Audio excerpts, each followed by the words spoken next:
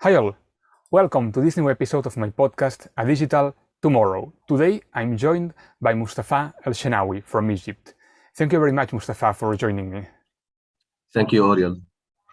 Well, it's my pleasure to have you here. And for those of you who want to know more about Moustafa, he currently works as a head of financial inclusion department at Faisal Islamic Bank of Egypt, and he's actually a financial inclusion expert, fintech consultant, corporate training. He designs, develops, and delivers training programs in business banking and fintech domains with more than 15 years of experience in the banking field, ranging from banking operations, credit operations, letter of guarantees, internal audit, and managing a bank branch. So I think that Moustafa's background puts him in a perfect position to discuss Islamic finance, Islamic fintech, not just in Egypt, but also in the whole of the MENA region. So Moustafa, once again, welcome to my show. Thank you, Oriel. The honor is mine, Oriel. Well, I would like to start talking about financial inclusion and Islamic banking. I think that financial inclusion is, of course, a very important topic worldwide. No, I mean, it's important like all across the globe, but I think that there are certain areas where this lack of financial inclusion may be a bigger issue. I mean, we see that for example, Indian subcontinent, no, in India, Pakistan, Bangladesh, also in sub-Saharan Africa, and well, maybe to a lesser extent in Egypt as well. No, so I'm currently, for example, co-leading the Financial Inclusion and CVC working group at the Global Impact FinTech Forum, and I wanted to ask you, given the ethical approach to banking promoted by Islamic banking, how do you think that Islamic banking can actually promote financial inclusion? Well, Oriel, it is a very perfect question. Why? Concerning as we said in the world, the ethical finance, and from a Sharia-compliant perspective, Islamic finance or Islamic banking. Islamic banking, or we can say it about social finance, is impacting the society. If we can say about the murabha contract, this is a contract called murabha. That is equivalent in the conventional bank, like giving loans. The murabha contract is like if you want to buy a car in the conventional bank, you go to the bank and ask for a loan, a car loan.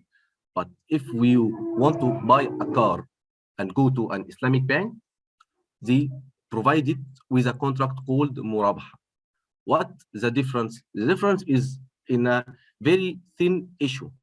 It's a matter of, in the Islamic finance, it's buy the car for you and resell it for you as a customer with a profit margin, 20%, 30%.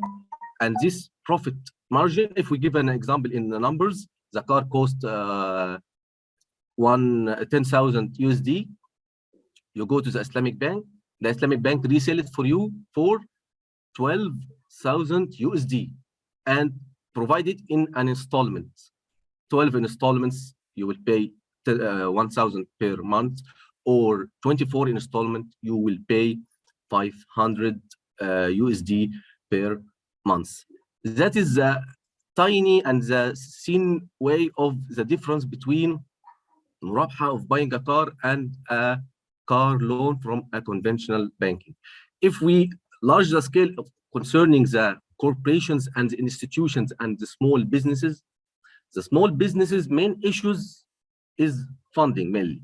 So in the conventional, they give them the loans with interest, but in the Sharia compliant, they can get with them like an mudaraba or musharaka. The mudaraba contract, it's a matter of you are the mudarib, the customer is the mudarib. I will say it in Arabic and then in English. The customer is the mudarib, and the bank is the, as he said, is the Rabb al-Mal, is the owner of the money. The bank is the owner of the money, and the customer is the mudarib اللي هو is that takes the money and give and invest it in all or in his own business. The way of risk sharing, this small business have a great risk in his business, and the bank have a very commitment concerning his customers, concerning his the people that put their money. He is, they said in Arabic, Amin. He is a guarantor on the money of his clients.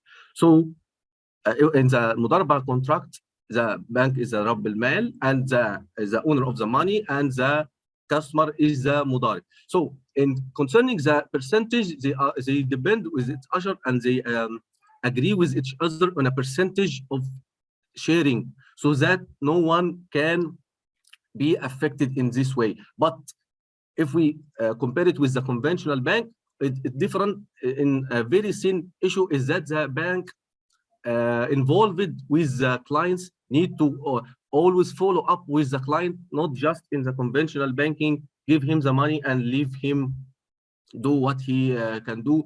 If he may take the money, he will not give it in his own business, but he can use it in another way. So because it is a great issue in the credit industry, if when you provide credit, because in the conventional banking you cannot follow up with the clients that take the loans and make sure that he use the money in the main reason that he applied for the financing. But in the Islamic banking, you need to make very sure that the person that taken this amount of fund is use it for this purpose. So using it in this purpose affect the whole society and will affect the sustainable development goals of every country. If we are talking Egypt, it will be very affected in a social way. So it is in the whole world called it about the ethical finance or the social finance. Thank you. That's it. Thank you for sharing. Yeah, I mean, I've been doing research on Islamic banking and finance for a few years, starting in Asia, but then moving towards how new technologies like blockchain or artificial intelligence are applied to this area. And I must say that many of Islamic finance's principles are actually very interesting. These ideas that you mentioned now when it comes to avoiding speculation, profit and risk sharing, all these ideas are I think very, very ethical, as we mentioned. And I wanted to ask you as well, how does the Islamic finance industry look like in Egypt compared to other countries in the MENA region? Like, is it more developed, less developed? Concerning the Islamic finance industry here in Egypt, there is approximately 4 Islamic banks from 38 banks working in Egypt. There is a 4 Islamic bank from 38 banks working in Egypt. I will not say to you that sharing of Islamic banking in Egypt is very high, but it is about 6 to 7% of the overall banking. And some banks have a great sharing and have from the customers have a great trust in them. And there is some banks, conventional banks, have Islamic windows, provide Islamic products and Islamic services to their clients, because they find there is a great customer demands concerning the Islamic Sharia. So the conventional bank have a subsidiary, or what we say a window for providing Islamic products and services, and they are competing with the 4 Islamic banks here in Egypt. Mm-hmm. I see. Well, actually, I was going to ask you now about these Islamic banking products, because according to a recent report published by the Egyptian Islamic Finance Association, even though the Egyptian market has witnessed the development of many Islamic banking products that meet the various needs of customers, the market still needs to develop and innovate many Sharia-compliant products, whether for individuals or companies. So Yes. in your opinion, what areas do you think that currently require more development and innovation when it comes to creating new Sharia compliant products? Yes, thank you so much, Oriol, for these questions. As you can see, the world is speaking about the central bank digital currencies. The world is speaking about the green economy and the green finance. The world is speaking about the sustainable finance. The whole world is speaking about the sustainable development goals and how to achieve these development goals. So these development goals, if we can relate it with the ethical finance, social finance, Islamic Sharia finance, it is very related. And it is very profitable also for any individual. When I said an Islamic product or service, I don't say that it is only for Islamic customers.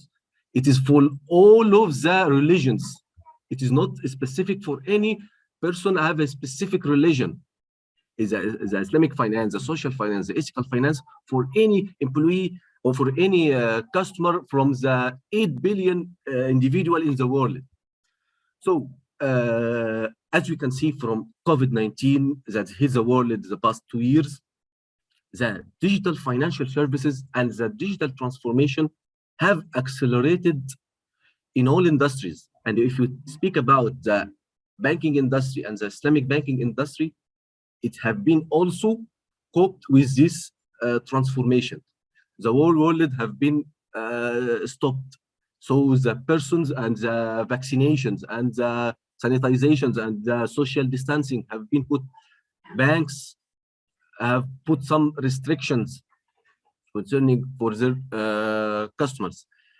And another way, in e-commerce, if we speak about the MENA region and the world also, the e-commerce have been accelerated very skyrocketed with a very high rates. And in Egypt, it have been really doubled. The using e-commerce, using digital financial services, the percentage of use, if we speak about percentage of use in Egypt, it have been more than 60%. More than 60% of persons here in Egypt is less than 35 years old. As you know, Gen Z is that born from 1995 to 2010 are the main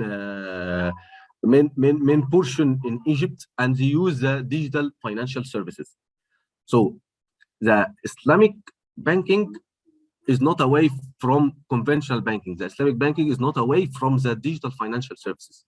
So if we need to accelerate and to reach more people, because the financial inclusion role in every institution is, in a simple 2 words, is banking the unbanked.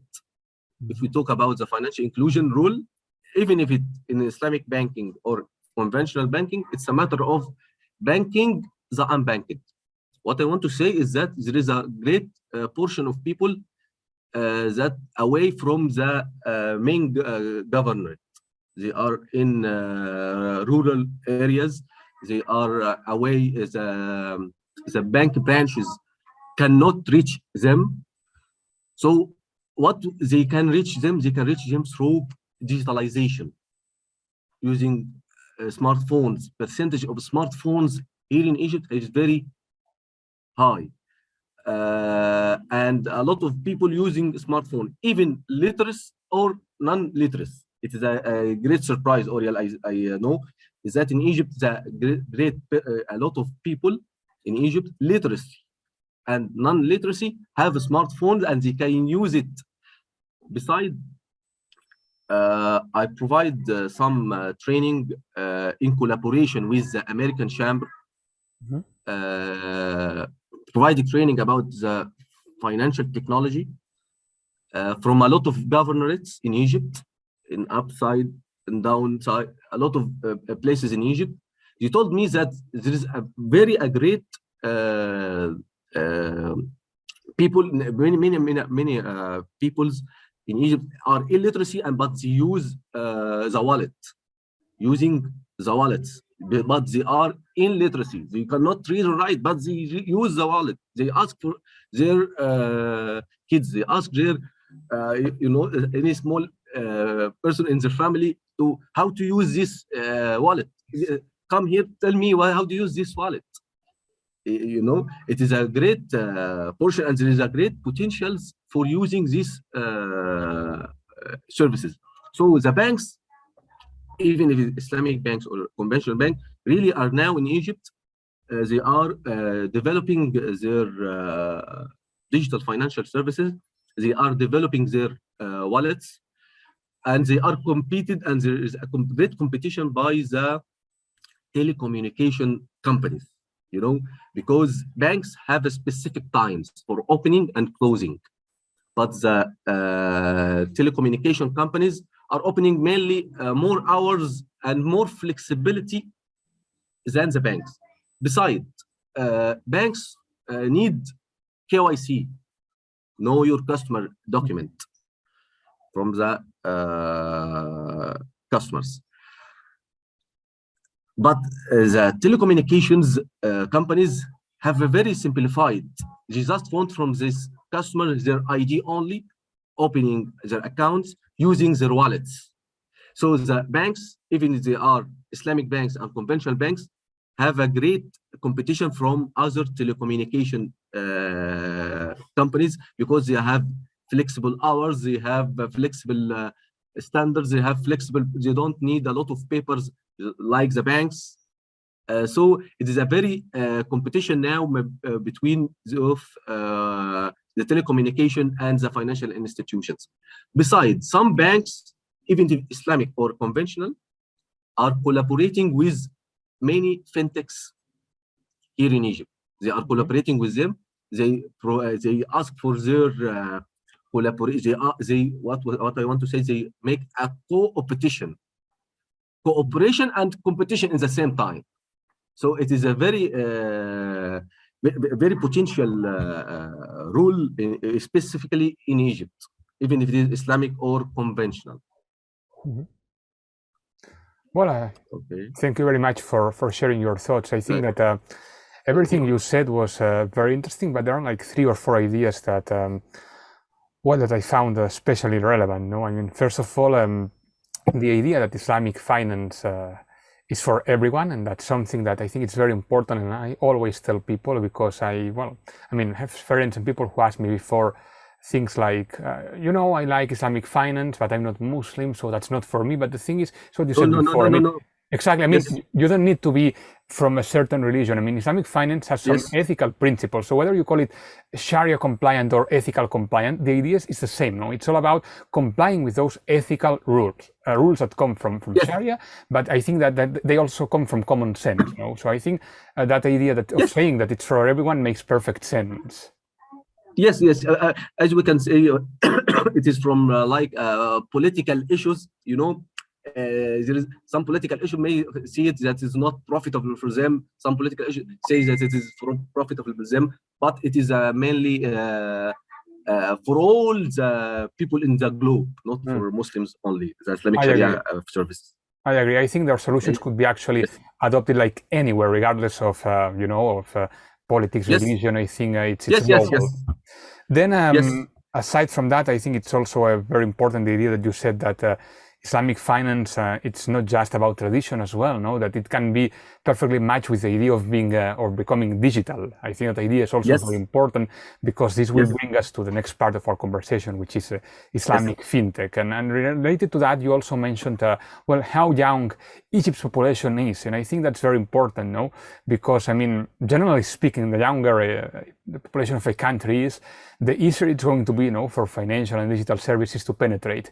Even though there are cases, like you said, like that of maybe the elder illiterate person who may be asking for help from someone in his family. I mean, that's of course a case, and that's true, no? But I think that generally speaking, the younger a population is, the easier it's going to be for them to use smartphones, to use Islamic FinTech services or traditional virtual banking services, no, but I think it makes fintech adoption much easier. So I think our conversation naturally brought us to the next part, no, which is fintech, but more specifically Islamic fintech, no. And I wanted to ask you about that. Well, I mean, What's the current like outlook or of Egypt's and fintech scene, and also the whole MENA region fintech scene? Like, what challenges and opportunities do you see in this industry? What well areas do you think will become more relevant these coming years, etc.? Well, concerning fintech domains and the Islamic fintech domains, as I told you before, in Egypt, have a great youth percentage, more than 60%. This youth, they don't want ever, can't go, or even they don't have the time to go to the bank branch, physical branch, wait for making a transaction in the teller or the customer service, waiting for some minutes or even maybe some hours. They don't have this patience. So what they need this smartphone. They need this any devices that they connected to the internet. So the banks now, Islamic or conventional, if I talk about Islamic banks in Egypt, they are now developing their digital services and products, and there is a lot of there is some strategies concerning this issue in the coming few years to penetrate and reach more customers by using the digital financial services, ranging from the internet banking, ranging from mobile wallet, ranging from contactless cards, ranging from biometric cards. It is a new issue in the world. Will be introduced in the coming few years, and all of these issues used by the youth, because after 3 or 4 years, this youth, Gen Z, will be millennial, as you know. But youth digital services, it's okay, but also the more older use. Not, I will not generalize, but some people which are older in the age more than 50 or 60, they use the digital services, but not as the same percentage as the youth. Opportunities, there is a great and huge opportunities in the MENA region and in Egypt. Very huge opportunities concerning the Islamic banking, because there is a great some portion of people have a religion way of dealing with banks, and they want to their Islamic bank to provide them with the Sharia-compliant services, because in the past they go to the conventional bank and deal with them, but they want their banks, the Islamic bank, to provide these services as the conventional bank provide the services of the digitalization. In conclusion, I can tell you that mainly in the MENA region and the North Africa region and in Egypt, there is a great potential, there is a great opportunities, there is a very huge potential opportunities in this world, because as you know, the economy now is digital economy, and there is a great pilot testing concerning the CBDC, central bank digital currencies, and the blockchain technology. And I think that in the coming 2 or 3 years, there will be a great, as we know, you are now going to the Web3. We are finishing Web2 technology, and now we are getting in Web3 with new ideas, with new way of thinking, with new mindsets, with a great potential from the political issues concerning the employees, because the governmental issues, the governmental institution promoting the entrepreneurial work, not the employee work. They are promoting every youth when he graduated from the college to work in his own idea, work in his own business model, work in his entrepreneurial idea, and to find a solution for all our issues concerning the digital financial services, concerning if we talk about the climate finance and how it is related to the Islamic finance. It is very also, as you can is that climate finance and Islamic finance very related, because climate finance is an environmental issue for all the world. There is ideas that youth should work in it and provide the answers for these issues, not in the MENA region, but all the world. Well, Okay. thank you for sharing. I agree with all your remarks. And I wanted to ask you now about, about whether you think that the Islamic FinTech industry can help improve some areas of Islamic finance. So let me put it this way. I was recently in November participating in a conference organized by the Indonesian Financial Authority, OJK, on Islamic finance. I was participating as a speaker, and I was talking about how blockchain and artificial intelligence could be applied to Islamic finance and banking, because as you know, it is compatible. I know there are some areas where it is not so clear, like for example cryptocurrencies, but when it comes to blockchain as a technology, it could be applied without breaking the Islamic finance principles. And when I was doing that research, I also found that there are parts of Islamic finance that are kind of in crisis, like for example, takaful, insurance. Some scholars say that this area hasn't been used up to its full potential. And those scholars said that Islamic FinTech could help areas like takaful live up to its full potential, by applying digitalization into that area. So do you think that there is any area of Islamic finance where the use of Islamic FinTech, where the use of technology could help make those areas thrive and overcome its limitations? Of course, concerning if you talk about crowdfunding, if we talk about the issue of crowdfunding, the issue of crowdfunding it is just like the issue of musharaka. As you told you before, the Islamic contracts in the financing have many contracts. Number 1 is murabha, number 2 is mudarba, number 3 is musharaka. There is number 4 igara. There is number 5 tawarruk, securitization. Number 6 there is some called istizra.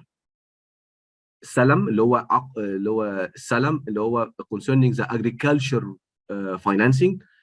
استصناع, اللي هو re-industering, اللي هو if any person want you to share with you a factory, want to build a factory, it is called istisna. There's a lot of contracts in the Islamic Sharia. All of these contracts need to be digitalized. All of these contracts need to be digitalized. If we think in all these contracts, every contract is devoted for a specific industry, for specific individuals, for a specific business. But in the conclusion, all of these contracts is related to the ethical financing, and they need to be digitalized.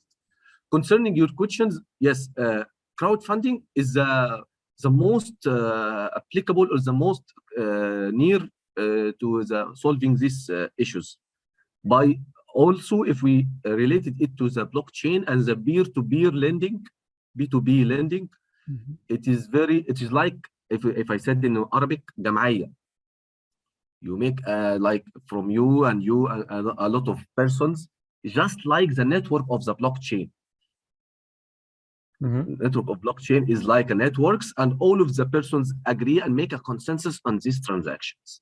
So the جمعية or the crowdfunding taken from this person and this person, but this issue needed to be jurisdicted and regulated. It is very challenging concerning the regulating, because the customers, as you know, in the blockchain there is no intermediary, there is no a central bank. So the central banks working now in the CBDCs, because they want people to not use illegal issues concerning the financial service. They want to return to a financial intermediary. In the way now, if you want to make a transfer from Madrid to Cairo, the transfer passed by a correspondent bank and then reached Egypt. Okay, and you need to go to a bank, but in the blockchain, there is no an intermediary. You from your place now, just touch okay, send, the transfer sent from you to any person in the other wallet without intermediary. And this is a great challenge that the central bankers all over the world and in the European Union makes innovation hubs and makes asks small entrepreneurs and small fintechs to find solutions for these issues. And if we we take some issues from the Islamic Sharia complaint or the Islamic Sharia contracts, we will find, I am very sure that we will find great solutions and a lot of solutions, not for the MENA region, but for all the world. Mm-hmm. Well, that's actually a very interesting approach. Yes. Thanks for sharing it. And even though I would like to keep discussing these very interesting topics with you for much longer, we are actually running out of time. So I think it's been great to discuss all these topics with you, to learn more about financial inclusion and Islamic banking, about the Islamic banking industry in Egypt, in the MENA region, Islamic FinTech, what the population in Egypt looks like, when it comes to its age, its habits towards digitalization. I mean, I think it's been absolutely great to discuss all these topics with you. So for that, Moustafa, I would like to thank you for coming to my podcast. It's been a pleasure, and I hope to be able to host you again in the future. Thank you so much, Oriel, and the honor is mine. And we need to talk a lot concerning these issues in the coming episode, inshallah. I do. I agree with you. I think that there are like many open topics that we couldn't discuss today, but we need, of course, to meet again and discuss all of them. And well, to all my listeners, thank you very much for listening to this episode, and please stay tuned for the next episode. Thank you very much. Thank you, audience.